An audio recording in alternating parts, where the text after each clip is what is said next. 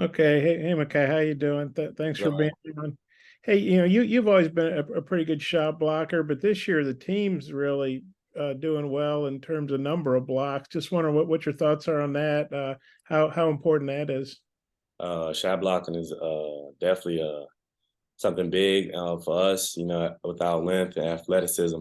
Um, and coach always says we can all have the ability to, we just got to do it. So I think we've done a good job tracking the ball and helping out man that's in front of the ball out.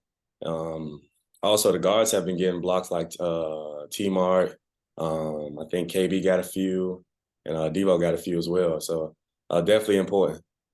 Yeah, I think Layden got three the other Yeah, night. yeah. What, Late also. are you kind of jealous, or do you think, hey man, that's too many blocks for you little guys? You need to save for us big guys. Or what do you think about that?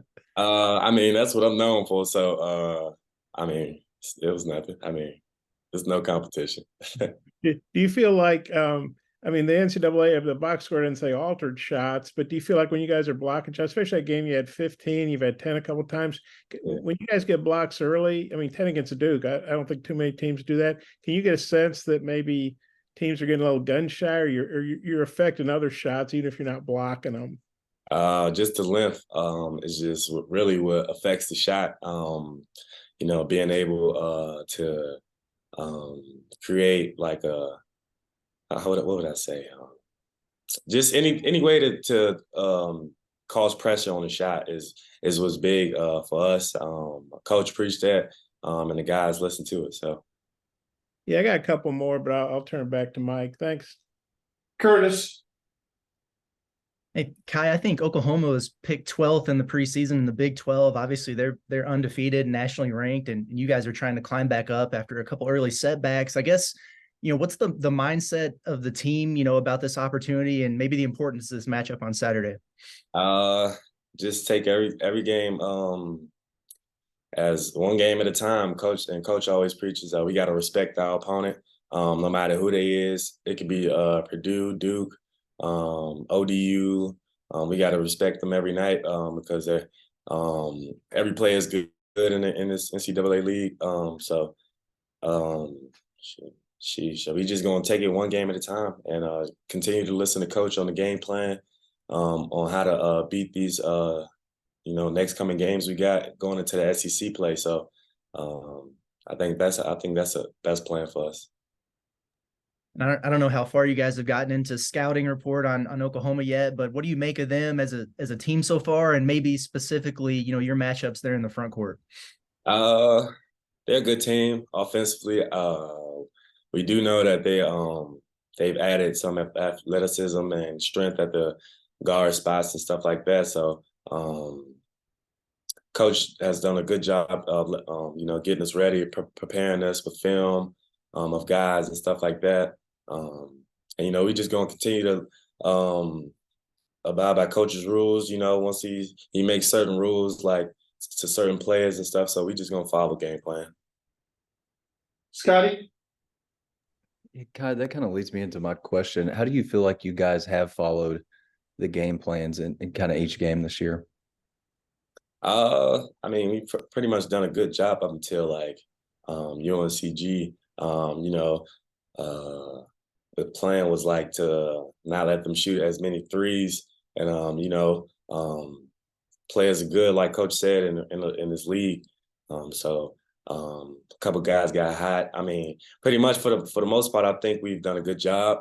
And also, like we probably had a couple of days of preparation while we was in the Bahamas, but no excuses. We still got to be prepared. I was looking at some of Oklahoma's numbers earlier. They finish really well at the rim, I think over 70%. Like in your mind, how do you keep this team or any team that's good around the rim from being effective at the rim? It's going to take good rim protection, good on-ball defense, all five guys, good nail help, as we call it, good stunts when the ball is kicked out, good X outs. I think it's going to take pretty much everything to win this game. But a tremendous job by like bigs like myself, Chandler, and Trevor Brazil with the rim protection. And the last thing I have, you've played in BOK Center against OU before. What is that environment like to play in, and what do you remember about last year? I think you played really well last year. I think with 4 assists. It was a great environment. It's like, I mean, it's just another game for me, but it was a great environment for sure. I definitely liked it. I felt the atmosphere. It was like pretty 50-50 with Arkansas fans, Oklahoma fans. But it was good, and we played hard, and the outcome was what it was.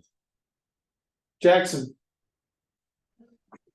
Hey, Makhi, I know it's a long season, but a lot's kind of changed in just a week since the battle for Atlantis. You know, you guys have the win over Duke, and Tremon's back. I mean, are there noticeably like much better vibes within the team right now than when you guys were done at the Bahamas, or have you been pretty even keel throughout the start of the season? I think things have been pretty even. We've done a good job with coming together and gelling. I think the Bahamas really helped us in terms of togetherness and stuff like that, and being all in. And yeah, we've been pretty tight.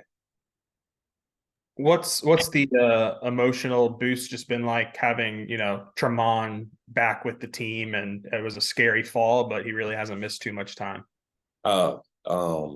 Extremely excited. It wasn't nothing bad. You're talking about his ankle, right? Come on. Oh, man, I'm thinking you talking about Trevor Brazile. Oh man. Tremon Martin, nah, that was a scary fall. I thought you was talking about Trevor Brazile, but we all was sad. A couple guys was crying on the bench and stuff like that. Even the UNC fans was asking about him, and we was letting them know that he was okay. I even sent a text to our trainer that to see just to check on him, any type of information we can get. But once he texts, we all love the message. We all text him and stuff like that. And it's kind of scary seeing him the next day in a wheelchair. So we just had high hopes for him and said our prayers and stuff like that. And I'm glad he's back though, for sure. Coach, you got a question? Bob?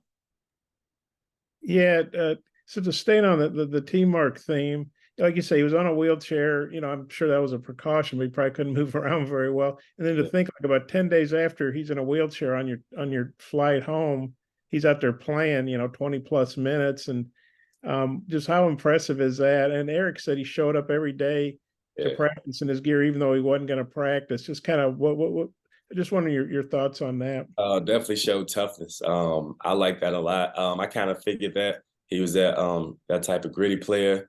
I kind of like it, honestly. It definitely showed me a lot. It showed the team like he has toughness, and he, despite anything that happened, he wants to be with the team. So I was definitely impressed with that. And then I know he, maybe he didn't play as well the other night as he normally would because he's, missing practice, and I'm sure he's still going through stuff.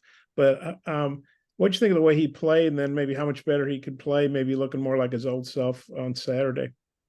He's gonna get back into it, getting the flow in the game. He definitely said it definitely was a hard fall. He definitely didn't look like himself, but he'll be back. Another thing on the block shots, obviously you didn't have, Trevin for most of last year. Of course, then you lose your brother. He had a ton of blocks too. And then Chandler's blocking a lot. But what's it mean, to have TB? Hopefully he's okay for Saturday, but, moving forward for the season, to have him and then Chandler's addition in terms of the block shots. It's definitely something that we preach. Like I said, something that we set the standard from last year. So for them to have that same type of mentality is definitely good for the team.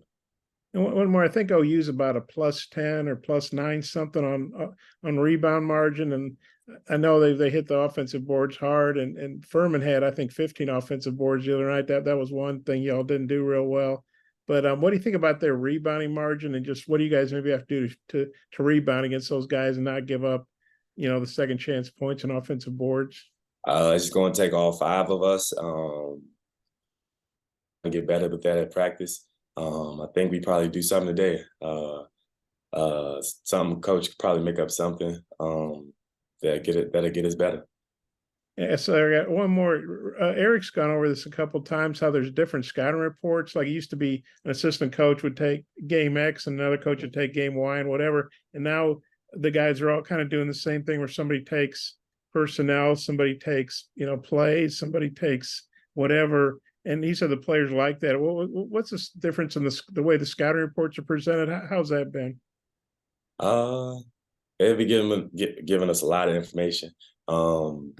Leading up to games, scouting reports, like you said, rules, like I said before, the coach, like, as we watch a film, implement like rules on players, like certain tendencies that we want to stop. So it's been good overall.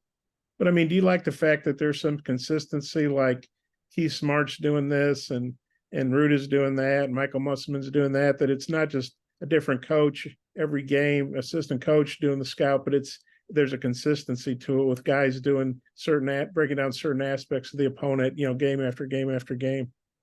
I don't know. Okay.